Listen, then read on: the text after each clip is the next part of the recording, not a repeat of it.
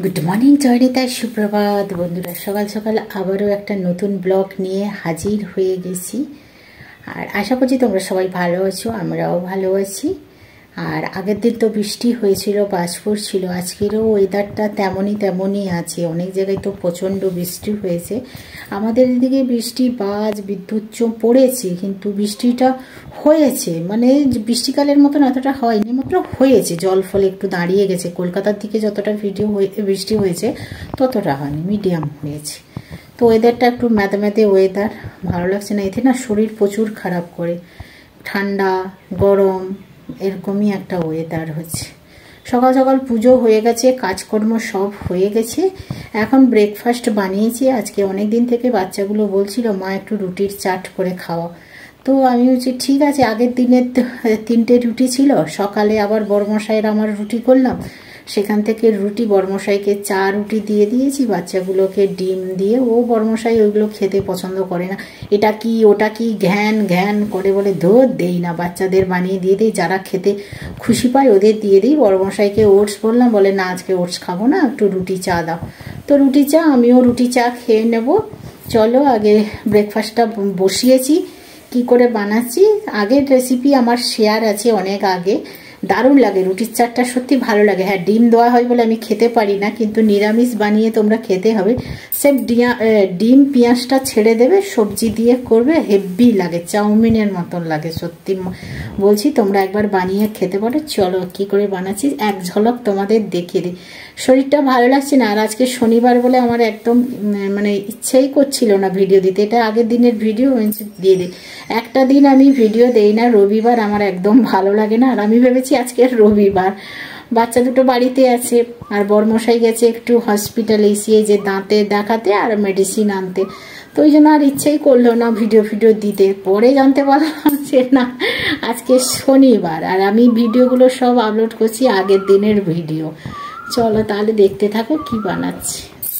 এই যে রুটিগুলোকে দেখো, আমি চাকু দিয়ে একদম সরু করে চাউমিনের মতন কেটে নিয়েছি। এরকমই লম্বা লম্বা ঝুরঝুরি হবে। আর নিচে আছে তেল দিয়েছি, পেঁয়াজ দিয়েছি, আলু সেদ্ধ করে দিয়েছি কারণ মেয়ে আছে যেহেতু, আর দিয়েছি ব্রকলি আর ক্যাপসিকাম, এগুলো টমেটো দিয়ে ভালো করে মশলাটাকে একটু কষিয়ে নিয়েছি। তারপরে মানে ম্যাগি রুটির চাউমিনগুলো দিয়ে দিলাম। কি সুন্দর লাগছে দেখো, কালারফুল। একটু ম্যাগি মশলা দিয়েছি খুব সুন্দর করে, উপর থেকে একটু সস দেবো। তারপরে ডিম ফাটিয়ে এই যে দিয়ে দিলাম, 4টে ডিম ফাটিয়ে এর মধ্যে দিলাম। ভুজিয়া করেও তোমরা দিতে পারো, তাহলে তখন কিন্তু ডিম রুটির মধ্যে এতটা লাগাবে না। মানে একটু চিজও দিতে পারো, আমার একটা রেসিপি এটা করা আছে, তোমরা দেখতে পারো অনেকদিন আগে। উপর থেকে একটু চিজ দিলে হয়, চিজটা নেই। তারপরে একটু গরম করে নিলে না দারুণ লাগে। আর ধোঁয়া ওঠা দেখো কি সুন্দর, সস ফস দিয়ে করে দিয়েছি। 2 মেয়ে হামলা বলার জন্য একদম রেডি, বলে আর ভিডিও করতে হবে না, তাড়াতাড়ি আমাদের দিয়ে দাও, একটু পেট পূজা করে নি। বলে অনেক দিন পরে মার খুব মনে হলো বোধহয় আজকে। আমি মনটা ভালো নাকি? আমি বলছি হ্যাঁ মনটা ভালো, তোরা বাড়িতে থাকলে চিৎকার চেঁচামেচি করিস তো, তাই মনটা আমার ভালো লাগে। এই যে বাজার করে নিয়ে এসছে বড়মশাই, টমেটো নিয়ে এসছে 2 কিলো, তারপরে কুমড়া নিয়ে এসছি 2.5 কিলো। একটু কুমড়া আনতে বললাম, যে একটু টক খেতে ইচ্ছে করছিল, কালো তেঁতুলের টক, কিন্তু মায়ের হাতে তেঁতুলটা শেষ হয়ে গেছে। এই যে আলু আর সুইট পটাটো, রাঙা আলুও খাবার ইচ্ছা ছিল খুব, কিন্তু ঘরে কেউ খায় না বলে না আনি না। আর এই কুল মেয়ের জন্য, বড় মেয়ে ছোট মেয়ে আমরা কুল খেতে ভালোবাসি। আর হচ্ছে শাঁকা আলুটা আমার ছোট মেয়ে খুব ভালোবাসে, আগে আমি ছোটকালে ভালোবাসতাম। আর শশা না মাঝখানে যত নিয়েছি কি তেতো, আর যাদের সুগার না তাদের শশা তেতো খাওয়াটা উচিত নয়। জানি না, এর আগের বারে নিয়েছিল শশাটা খুব ভালো ছিল, তেতো একটাও ছিল না, ওর কাছ থেকেই নিয়েছি। আর এই কলাটা তো আমাদের গাছের কলা, কলারই কোপ্তা আর চিপস, এই কলারই খাচ্ছি। আর একটা বড় পেঁপে, কলাটা একটু পাকা হলে ভাবছি চিপস করবো। আর এই একটা বিশাল বড় একটা পেঁপে নিয়ে হাজির হয়ে গেছে। আলুর পরিবর্তে আমাদের পেঁপেটা বেশি খাওয়া হয়, ব্রকলি। এখন একটু সবজির দাম কমেছে, এখানে প্রচুর আগুন ছিল। এই যে ব্রকলি নিয়ে এসে, মটরশুঁটি মটর নিয়ে এসে, আর এই যে করলা একটু উচ্ছে নিয়ে আসতে বললাম, যে অনেকদিন শুক্তো খাওয়া হয়নি। আর যে বিন, শীতকাল পড়তে একদম শুক্তো খাইনি। আর সুন্দর করে বড়মশাই দেখো সাজিয়ে দিয়েছে বাজার, আমার এমনি হরেক মাল 10 টাকা। দুপুরে রান্নাবান্না আমার হয়ে গেছে। এই যে একটু সিম্পল ভাবে ডাল করেছি, আর ভিডিও করতে ভালো লাগছিল না। আর একদম ভাত করেছি, অল্প করেই ভাত, আর একটু বড়ি দিয়ে শুক্তো বানিয়েছি, অনেকদিন বেঁচে ছিল। আর একটু বেগুনি করলাম, ঝুরঝুরে আলু ভাজা, আর বললো যে একটু অমলেট করে দিও। আর সাথে আছে এই যে শশা কেটে সবাইকে খেতে দিয়ে দেবো। চলো দাওয়ার পরে আমি একটু ছাদে আসলাম, আমার নাইটিটা আছে আর ওয়েদারটাও সেরকম হচ্ছে এখন কয়দিন। দেখো আশেপাশের পরিবেশটাও কেমন একটা সবুজ সবুজ। এরপরে যখন গরম পড়ে যাবে না, পরেও একদম যেন চুয়া হবে। এখন থেকেই হালকা গরম আসছে, তাহলে কি হবে কি জানি। তারপরে বৃষ্টি হচ্ছে, অসম্ভব একটা ওয়েদার, বাজে ওয়েদার একদম এখন চলছে। আর বাড়ির সামনে এই আম গাছটা ওই দাদাদের এত সুন্দর মানে মুকুল হয়েছে, এই বৃষ্টিটা হয়ে না বোধহয় ঝরে যাবে না, উপকার আছে জানি না। কিন্তু দেখো যদি এত আম থাকে, ভালোভাবে দেখালে আম যদি থাকে প্রচুর আম হবে। বলো রাধে রাধে। সন্ধ্যাবাতি আমার দেওয়া হয়ে গেছে, আর স্ট্যান্ড তো লাগাতে পারি না, কি একটু সন্ধ্যা দেবো তাই স্ট্যান্ড লাগালাম। করার মানে সন্ধ্যা দেওয়ার পরেই তোমাদের দেখালাম। আমি প্রত্যেকদিন না সকাল বিকাল আমি একটু ধুনো দিই, বেশ ভালো লাগে। আর তোমরা ওই যে ডাঁটা মানে কি বলে তুলসীর শুকনো ডাঁটাগুলো ফেলে না দিয়ে না, তাতে একটু পাতি পাগিয়ে আর ঘিতে দিয়ে যদি দেওয়া যায় না, এটা কিন্তু বলে যে খুব ভালো হয়, শ্রীকৃষ্ণের খুব পছন্দ, তো একটু দিলাম। তাই চলো সন্ধ্যাবাতি দেওয়া হয়েছে, নিচে চলে যাই এবার।